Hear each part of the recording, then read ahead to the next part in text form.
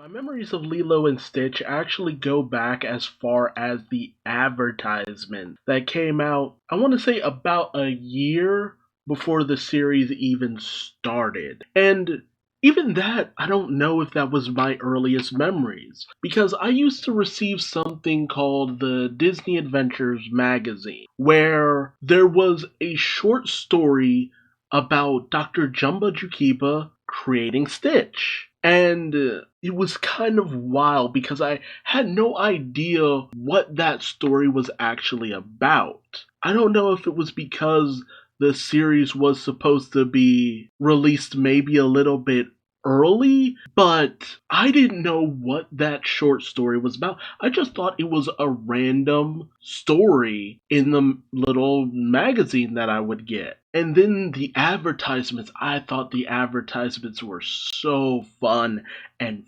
funny because it would just be Stitch going from Disney movie to Disney movie, just trying to insert himself in the situations, creating mayhem, like in Beauty and the Beast where he drops the chandelier, or Aladdin where he picks up Jasmine in the middle of her and Aladdin's date on the magic carpet ride, and he just takes Jasmine away, just Mr. Steal Your Girl, straight up. I love those advertisements.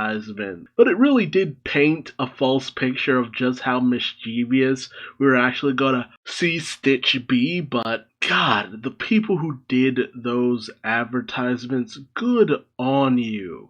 You people really brought your A game when creating those ads. Although thinking back to the comics, I remember they really got contradicted the longer the whole Lilo and Stitch series went on. And I remember that being a little bit of a sore spot for me because I always loved the idea that, oh man, I had this comic that detailed how Stitch was created and nobody else got to know. I felt privileged because it was something that not a lot of people had, and then it was contradicted.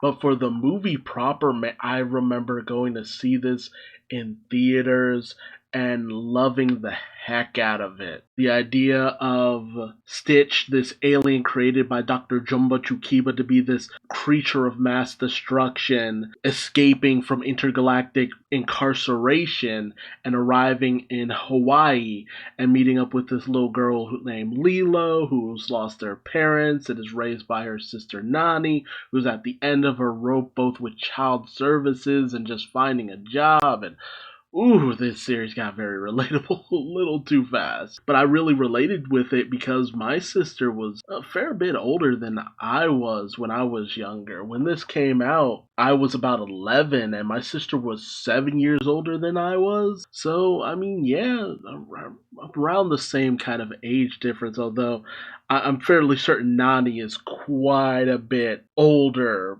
than just 7 years older than Lilo. And Lilo is this outcast, but she resonates with Stitch because she's weird and she embraces his weirdness, but weirdness isn't really what the family needs in order to stay together, especially when the creator, Dr. Jumba Chukiba, is tasked with tracking down his creation with Pleakley, an agent of the intergalactic law, and oh man, it's such a wild ride right up until the end. As the man who was originally tasked with guarding Stitch, Gantu, he goes rogue trying desperately to capture Stitch, ends up capturing Lilo, a massive chase ensues, and Stitch manages to free Lilo, and instead of him being locked away, the council sees that Stitch has somewhat changed for the better because of his time with Lilo, and so he's allowed to stay on Earth, with Jumba and Pleakley being tasked with keeping an eye on Stitch should something ever happen. And I ate up this movie when I was younger.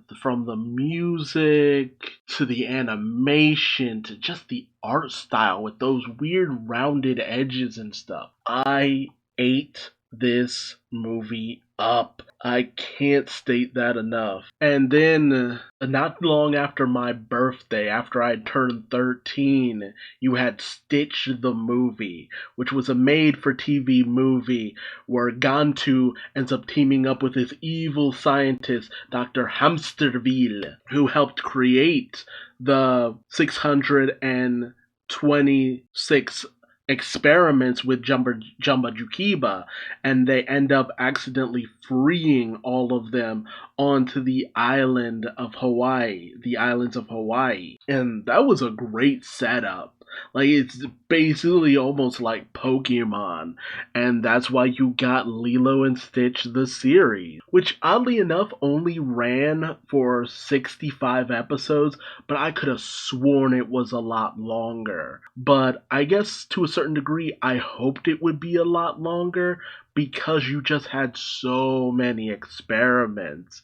Like, dude, 625. This series could have ran a good long while. But it probably maybe was for the best, as it didn't overstay its welcome. And there were movies set kind of in between and after it, with Lilo and Stitch 2, Stitch Has a Glitch, which was another direct to DVD film where Stitch, because of the way that he was captured, apparently he wasn't stabilized completely, and his body is starting to self-destruct, and it's all about stabilizing Stitch before he completely runs out of energy, which a bit of a harrowing situation. And I remember the series ending off with Leroy and Stitch when I was about 15, going by its release date. And where one more experiment is made, as basically, after a few years of capturing all these experiments, the deed is done, everybody's kind of ready to move on with their lives and all that good stuff, but Gantu has freed Hamsterville again to create one last experiment, Leroy, and it's all about Stitch trying to stop basically his evil newer brother for the most part. It was a lot of fun, but not the most memorable way to go out. But I always will remember the Japanese spin-off Stitch, which originally was kind of, from what I remember, was created to be kind of like just a Japanese adaptation of Lilo and Stitch, where it was kind of like a what if. What if Stitch had landed in Japan, the islands of Japan, rather than in Hawaii, which was a novel idea. I didn't really watch it originally. That was up until the English adaptation of it came out, and they started making these slight changes, like saying that, Lilo had actually grown older and had actually gone to college and all that.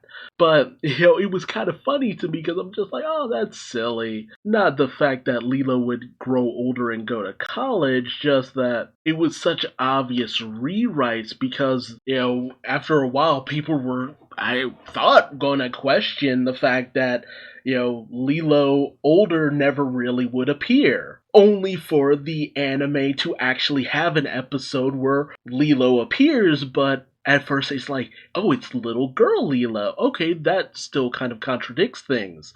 Only for you to find out that this isn't Lilo, it's Lilo's daughter. Apparently, Stitch had been very much away for a hot minute, long enough that Lilo was able to go out and have a child, which especially took me off guard because I wasn't expecting them to actually follow up on that in any way, shape, or form. To actually see an older Lilo just blew my mind, and kind of gave me a little bit of the feels. Like, it wasn't played too much to appeal to your heart or anything like that, but for me, just the implication of Lilo getting older really threw me for a loop. And it was funny because this episode where Lilo actually appeared happened almost 10 years after the movie Lilo and Stitch came out. So it was just like, man, it really made me feel like time had passed. And it was only in researching this that I found out about another sequel called Stitch and I. And that's not I as in me, I as in AI. It was a Chinese spin off to Lilo and Stitch that is kind of like an alternate timeline. Whereas where after the events of the Lilo and Stitch series, you had Stitch, the Japanese anime series. Instead, you have the Chinese series, where Stitch finds himself kidnapped by this intergalactic gang, and he has to basically ward them off, as Stitch apparently has this other genetic mutation going on. The series didn't really last that long. It was only like 13 episodes. I don't know if it just wasn't popular or what, but I mean, the fact that it even exists feels like a testament to Stitch's popularity. Right now, there's no Lilo and Stitch stuff really going on at the moment, but I've heard that they're trying to have a live action remake, so see how that goes. It just really is something that something like this even existed for so long. Almost 20 years, but I think it had a good run, all things considered. So if nothing else ever comes out from the Lilo and Stitch franchise, it wouldn't be that bad. Most things don't manage to keep the public attention as long as the Stitch series did. And for that, I'm grateful. I'm grateful that something like this got to exist for so long and be beloved by so many people. And around 15, a little over 15-year run is good enough, as more than what most people could ever hope for. So let me know, did you watch Lilo and Stitch in any of its various incarnations? Did you enjoy it? Who was your favorite alien? Let me know in the comment section below. And if you like this video, please like, comment, subscribe, and hit the bell icon for notification. And until next time, I've been Duuz-Diz-Din, and I will see you later. Bye-bye.